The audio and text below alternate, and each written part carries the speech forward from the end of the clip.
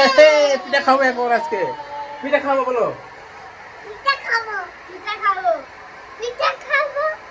সবাইকে দাওয়াত দাও, সবাই চলে এসো, সবাই চলে এসো, সবাই চলে এসো। পিঠা খেয়ে যাও। পিঠা খেয়ে যাও, পিঠা খেয়ে যাও।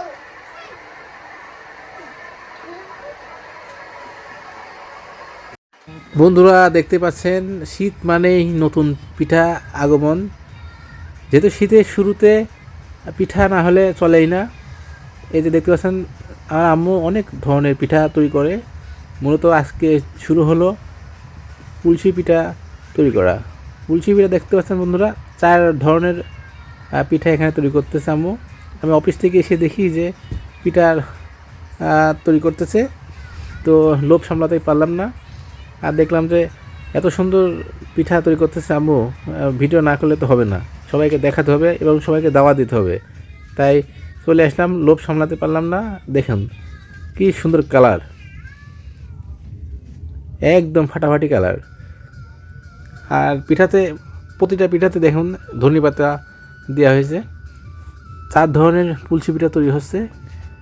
এই যে দেখুন বন্ধুরা, আমাদের নতুন ধান উঠছিল, সেই ধান মারিয়ে এখন আটা তৈরি করে এই যে পিঠা তৈরি করতেছে।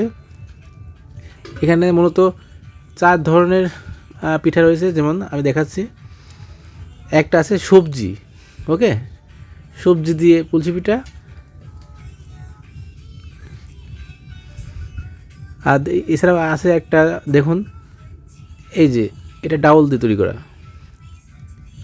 এটা হলো এর ভিতরে শুধু ডাউল। এছাড়াও আছে হালুয়া দিয়ে তৈরি করা এবং নারিকেল দিয়ে তৈরি করা।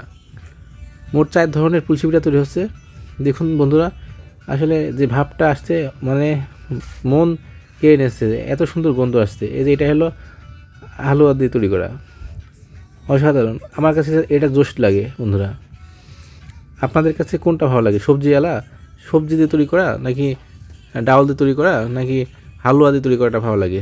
অবশ্যই জানাবেন। যাই হোক বন্ধুরা, সবাইকে শীতের পিঠা দাওয়াত রইল। আমার আম্মুর হাতের পিঠা খেয়ে যাবেন। আমাদের 1 সপ্তাহ পর পর পিঠা তৈরি হয় এখানে আমাদের বাসায়। অবশ্যই আসবেন, সবার পিঠা খাওয়ার দাওয়াত রইল।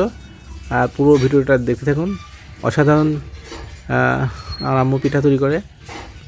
পরবর্তীতে আমাদের যে চিতই পিঠা তৈরি করবে সেটা আমি ভিডিও নিয়ে আসবো। ধন্যবাদ সবাইকে।